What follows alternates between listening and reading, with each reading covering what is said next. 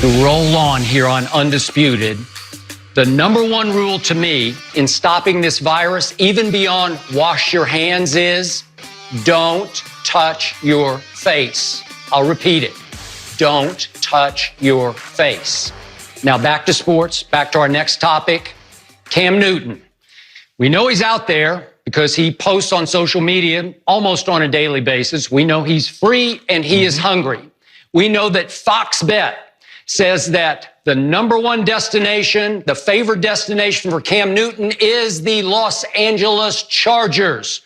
So, Shannon Sharpe, I ask you, why haven't the Chargers signed Cam Newton? I don't know, Skip. I know his doctors, I think it was Monday, maybe a week ago, Skip, when they said that he was clear, but a team doctor, and they're going to have an independent doctor that's going to have to clear Cam of his foot. He had that surgery on his, I think, Les Frank, and he had a shoulder surgery. So it's going to be team doctors and independent doctors that clears Cam, not just his doctor. Skip, I do believe it's the best fit because if you look at what when Cam was able to win the MVP, he had a tight end, Greg Olsen. Hunter Henry is there. They franchised him. He has two weapons. He has Keenan Allen. He has Mike Williams. And that's what he had a very similar situation when he was in Carolina when they went 15-1 and went to the Super Bowl. So, Skip, I believe at this juncture, Cam needs some help. The days he's taken so much punishment where he was a one-man team, he was a one-man wrecking crew. I don't believe Cam now can do that with any consistency. There are times, Skip, he just basically just willed his team to win.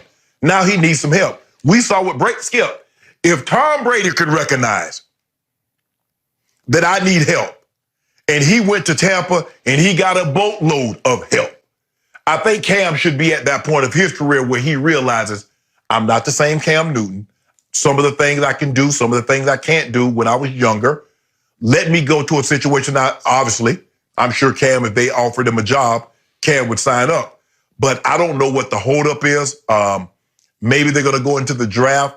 Maybe they seem to be content with Tyrod Taylor, Skip. And I know a lot of people are Tyrod and Cam, stop it. Tyrod Taylor and Cam Newton are not the same. No disrespect to Tyrod. He's carved out a great niche. He was a backup in Baltimore, got an opportunity in Buffalo, led him to the playoffs. And when given an opportunity, he's played well. But Cam has been an MVP. Cam was rookie of the year. Cam's been to the Pro Bowl. That's value in there. There's a value to that. And granted, I believe the biggest reason that Cam numbers and has tailed off is that he's been hurt. And Skip, you know, sometimes you don't think about it. Man, my team, they're counting on me. I got the C on my jersey. Man, I need to fall on the sword for my team. Yeah, and you do that too many times. And when you get beat up, guess what happens, Skip? They move on. And I believe that's what the Carolina Panthers have done. But I believe this is a great fit for Cam, the Chargers and Cam. So do I. In fact, I still can't believe Tom Brady didn't choose the Los Angeles Chargers. As we talked about many times, they're moving into, out here in LA, new SoFi Stadium. And I thought it was the perfect marriage of the GOAT and an up-and-coming team on the verge moving into a billions of dollars stadium here in Los Angeles where Tom Brady and Giselle have had a home in the past.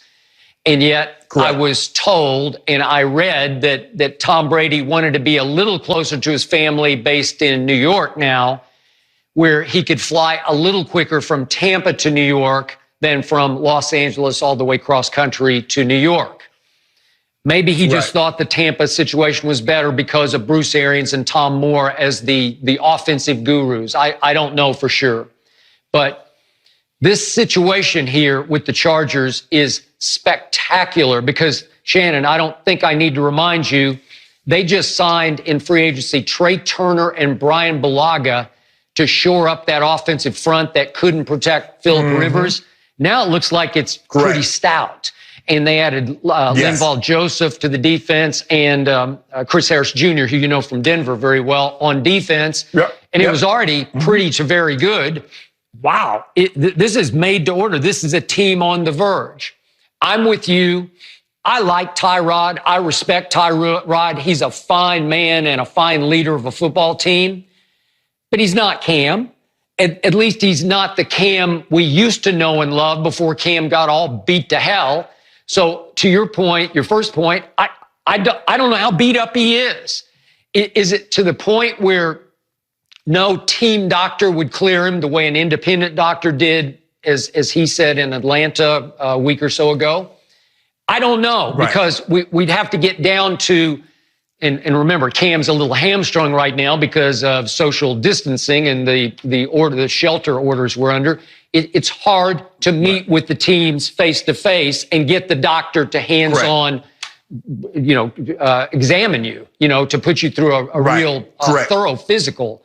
So, to me, it looks like that the Chargers are saying, we're just not interested.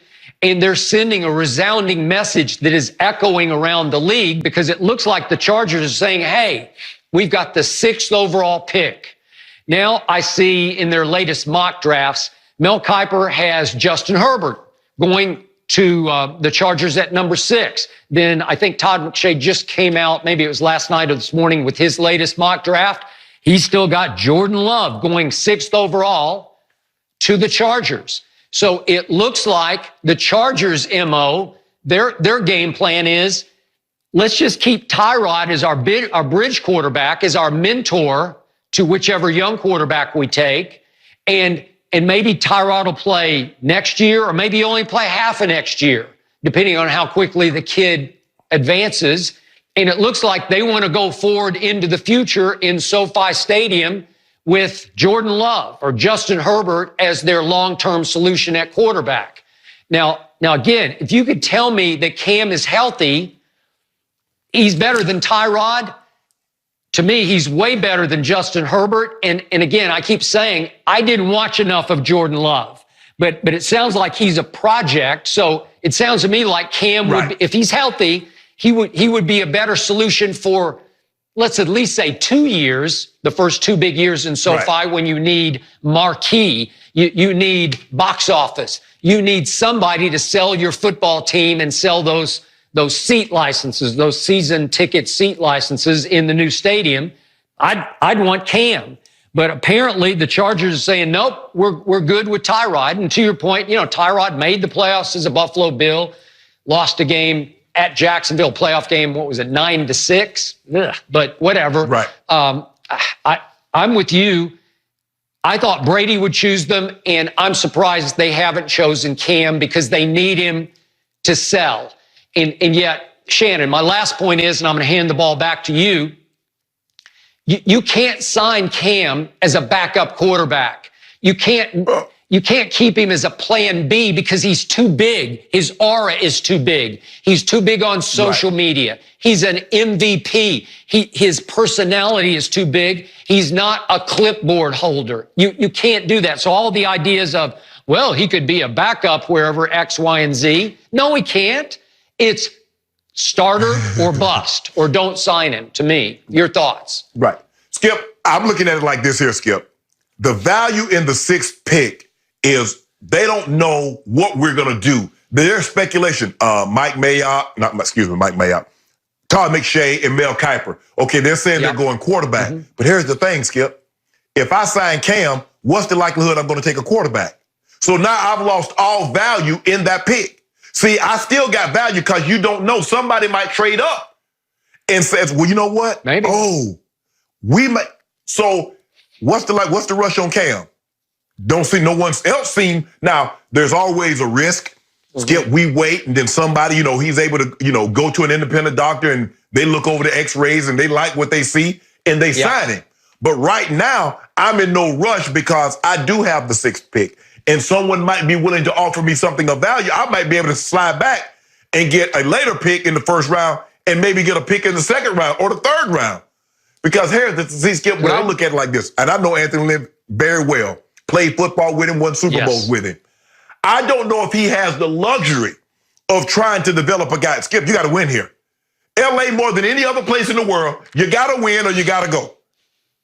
It's simple. There's too much going on for you not to win. That's what happened with the Clippers. The Clippers was so bad, that's why Lakers always sell out when they go play the Clippers. Those are Laker fans. Skip, you got to win here. Why would I go sit in a stadium and when the weather is 80 degrees? I go to Venice, I go to Malibu, I go to Santa Monica, I can eat on somebody's deck. And you want me to go watch a losing team? No, I'm not doing that. So, Skip, A-Lin is kind of under the gun. He's got to win this year because I don't know if he'll get another year. He does. As opposed, because what happened last year. So, for me, Cam is a great option, but I think they're holding off because they want to maybe have somebody come up and maybe swap that pick and move back, and we get Cam and we get more picks. Maybe. Okay, I'm going to button this up by reminding everybody that it may have been because of injuries, but since that MVP year for Cam in 2015, when he was spectacular, 35 touchdowns to 10 interceptions. Over the next 4 years, he threw 43 interceptions, which was tied for first in the whole NFL. And over those 4 years, his QBR, you know how much I love QBR, it fell all the way to 31st of the 40 qualified quarterbacks. So he's had 4 combined miserable years. But to Shannon's point, maybe he was just beat up. Maybe he, quote unquote, died for the cause in Carolina. Maybe he wasn't protected. Maybe he didn't have the weapons. Maybe he didn't click with the coaching staff. Maybe it was just all wrong and he needs a fresh start with a little healthier body elsewhere, which is why I'm with Shannon that the Chargers are going to have to take a serious look here. But speaking of getting serious, we're going to go deep. We're going to delve here in just a moment on Undisputed because we're going to talk about the greatest white hope who ever came down the pike, Larry Bird playing